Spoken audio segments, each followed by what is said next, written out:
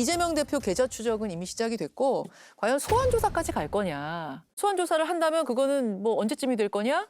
또 이재명 대표는 응하겠느냐? 이런 쟁점들이 눈앞에 다가왔습니다. 이 의원님 어떻게 보세요? 당연히 응하지 않죠. 예. 저는 시기는 한 뭐 검찰에서 소환을 한번 시도해 보는 거는 예산 전국이 끝난 한 12월 중순쯤으로 예측을 해볼 수 있을 것 같고요. 예산 전국은 끝나야 됩니까? 예산 전국은 끝나야죠.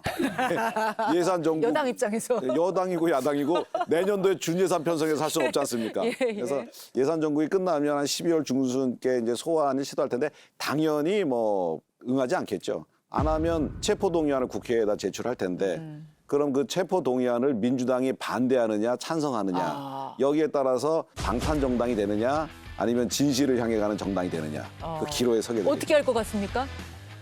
저는 민주당 의원님들이 일단 당대표를 내려놓고 지금 사법 리스크가 있으니까 그게 당에 그대로 전이가 된다. 그러니까 무혐의를 입증하고 다시 당으로 돌아와 달라. 라고 설득해라. 나 설득하고 그리고 체포동의안 찬성하는 게 저는 옳은 길인데 뭐 기존에 뭐 여든 야든 그렇게 하지는 않았습니다.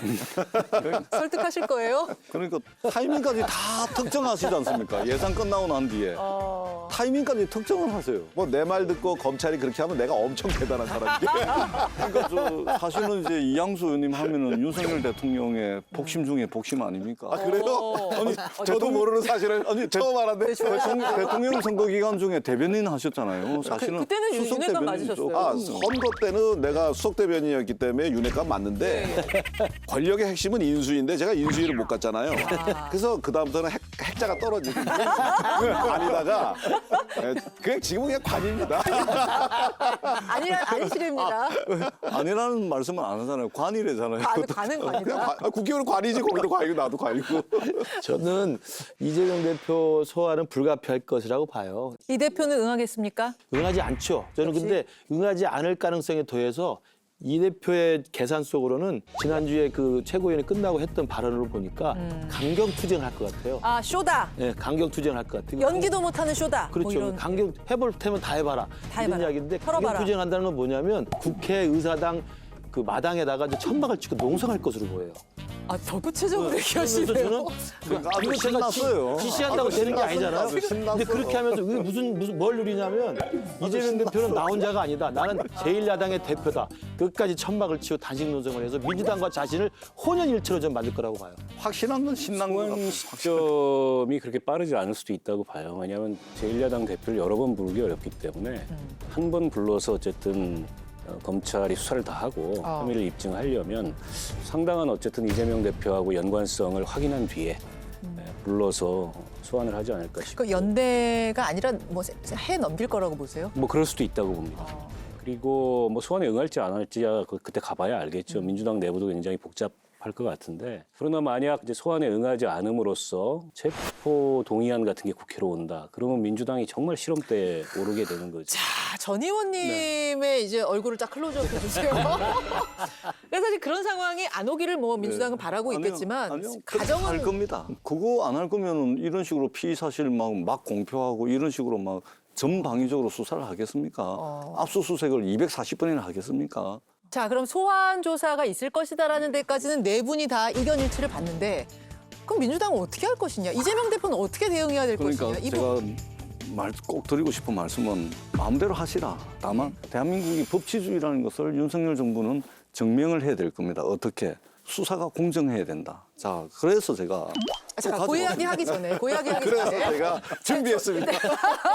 일단 궁금한 거. 그래서 그렇게 되면 이 대표는 어떻게 대응할 것인지 또 미리 민주당은 어떻게 예단하기는 쉽지 않습니다. 저는 전재수 의원이 그때 어떤 입장을 갈지가 궁금해요. 저거 갖고 왔으니까 언젠가 한번 해야 되는데 하고 넘어가죠. 전재수 의원이 미리 좀 말씀해 주세요. 자료? 그때 어떻게 할 건지. 자료의 중요성. 예단하기는 쉽지 않습니다. 예단하기는 쉽지 않고 근데 가장 최고 수준에서 윤석열 정부의 압박이 들어올 겁니다. 예, 최고 수준에서. 근데 국민의힘 쪽 그 계신 분들 말씀을 들어보면 네. 수사 속도를 좀 늦춰야 된다. 다음 총선을 고려해서 아, 지금 너무 이런 분들도 있어요.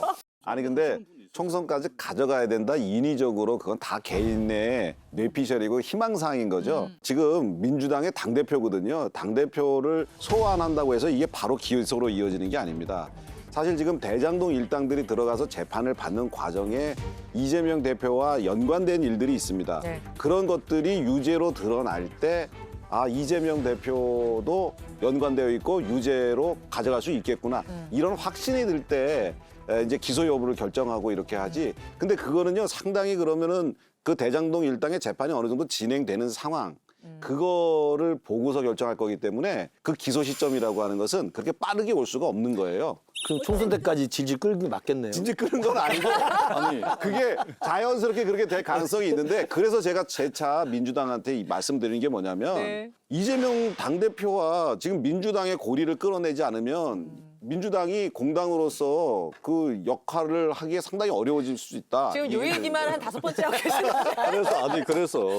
그래서 제가 준비했습니다. 비장의목이 자료가 이게 굉장히- 너무 많아요. 자료가 정말 이게 다 읽으려면 밤을 샐 정도인데 좀 예, 압축해서 엑기스만. 이런 예. 겁니다. 이재명 대표와 관련된 수사는 이미 말씀드릴 필요도 없이 압수수색부터 해가지고 주변인들 샅샅이 계좌까지 다 하고 있습니다. 그런데 지금 있잖아요. 윤석열 대통령 본인, 그다음에 부인, 그다음에 그 장모와 관련해가지고 대통령 선거 캠페인 중에 고소고발 사건이 많았습니다. 그런데 이 사건들이 최근에 전부 무혐의 불송치 다 되고 있습니다.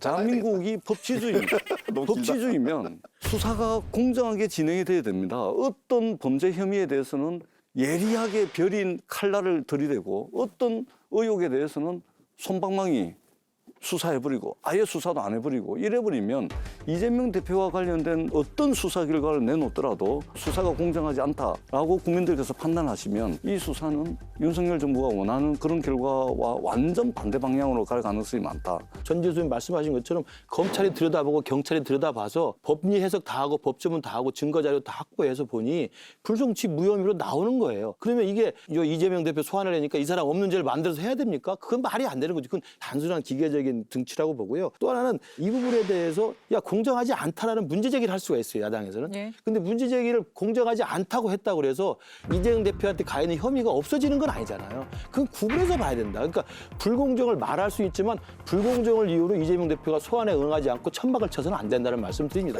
그러니까 정치인이라면은 불공정하다는 걸 인정은 하는 아니죠. 설사 그렇다 하더라도 아니 정치인 입장에서 야 나만 더러운 게 아니라 너도 더럽잖아. 저는 같이 들어가지 않으면 나 안 들어갈 거야. 이런 식의 자세가 이게 말이 됩니까 정치인이? 그건 온당치 않은 자세예요. 알겠습니다. 알겠습니다.